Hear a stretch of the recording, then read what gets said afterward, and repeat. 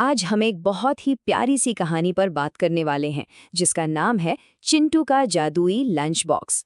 चलिए इसमें गोता लगाते हैं। तो कहानी में आगे बढ़ने से पहले एक सवाल, क्या कभी किसी को अपना लंच बोरिंग लगा है? मतलब स्कूल के दिनों में तो अक्सर ऐसा होता था ना। तो हमारी कहानी का हीरो है एक छोटा सा लड़का चिंटू। और चिंटू को ना स्कूल का लंच टाइम बिल्कुल पसंद नहीं था। वजह, उसे अपना खाना बहुत ही बोरिंग लगता था। अब सोचिए, उसके सारे दोस्त एकदम मजेदार खाना खा रहे हैं और बेचारा चिंटू अपना सादा खाना देखकर उदास हो जाता था। उसे लगता था कि उसका लंच स्पेशल है ही नहीं। यहाँ पर ये जो फर्क है ना, वो साफ दिखता है। एक तरफ चिंटू की साधारण रोटी सब्जी और दूसरी तरफ दोस्तों का पिज्ज़ा और बर्गर। बस यही जो कमी महसूस हो रही थी ना चिंटू को, वही एक जादुई मुलाकात की वजह बनती है। तो हुआ यूं कि चिंटू जब सबसे ज्यादा दुखी था स्कूल के बगीचे में बैठा हुआ, तभी कुछ ऐसा हुआ जिसकी उसने कल्पना भी नहीं की थी।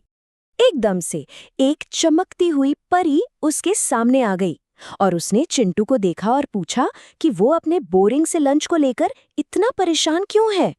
परी ने उसे एक हल दिया, एक जादुई लंच बॉक्स। ऐसा लंच बॉक्स जो चिंटू की मनचाही कोई भी डिश बना सकता था। लेकिन हाँ, इसमें एक बहुत जरूरी शर्त भी थी। और वो शर्त ये थी, तुम्हें अपना खाना किसी भूखे के साथ बांटना होगा। मतलब ये सबसे जरूरी बात थी। जादू सीधे सीधे दयालु होने से जुड़ा हुआ था। अब ये सुनकर चिंटू की तो खुशी का ठिकाना ही नहीं रहा। वो इस जादू को आजमाने के लिए इतना उतावला था कि उसने अगले ही दिन अपनी पहली विश मांगी। और उसने क्या मांगा? कुछ बहुत ही स्वादिष्ट, कुछ ऐसा जो उसे अपने टिफिन में कभी नहीं मिलता। उसने मन में सोचा, मुझे चॉकलेट पैनकेक्स चाहिए। और बस टिंग, जादू चल गया। लंच बॉक्स में गर्मा गर्म खुशबूदार पैनकेक्स थे। लेकिन इस पूरी एक्साइटमेंट में चिंटू एक बहुत जरूरी बात भूल गया था। चिंटू को तो उसका मनपसंद खाना मिल गया। वैसे ये सोचने वाली बात है कि अगर किसी के पास ऐसा जादुई लंच बॉक्स हो तो वो अपने लिए क्या मंगवाना चाहेगा। चलिए अब कहानी में अगले दिन पर चलते हैं और देखते हैं कि कैसे चिंटू का ये उत्साह अब धीरे धीरे लालच में बदल रहा था। अब वो परी की शर्त यानी शेयर करने वाली बात को तो पूरी तरह से भूल ही चुका था। और इस बार उसने और भी बड़ी विश की। और नतीजा, जादू बुरी तरह से फेल हो गया। मतलब एक दावत की जगह उसके लंच बॉक्स में क्या था? पत्थर और सूखी लकड़ियां, कुछ बेकार की चीजें। चिंटू तो जोर जोर से रोने लगा। उसका जादू जो चला गया था।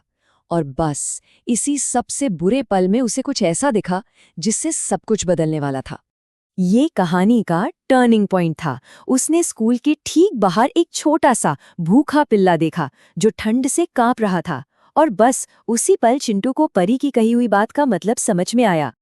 तो अब चिंटू को अपनी गलती का एहसास हो चुका था। उसने फैसला किया कि वो अब सही काम करेगा।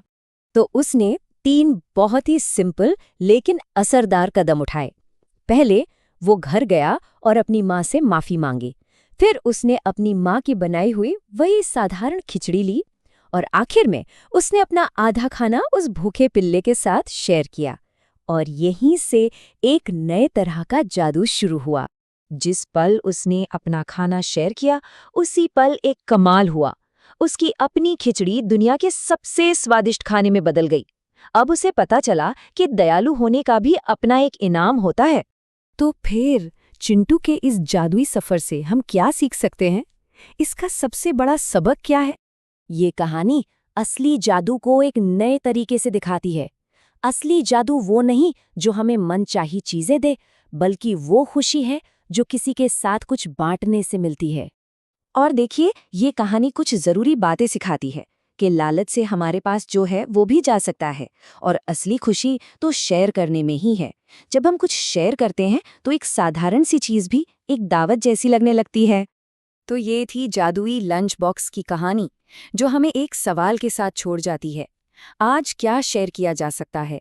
और शेयरिंग का मतलब सिर्फ खाना नहीं होता। ये एक खिलौना हो सकता है, एक कहानी, या बस थोड़ा सा वक्त।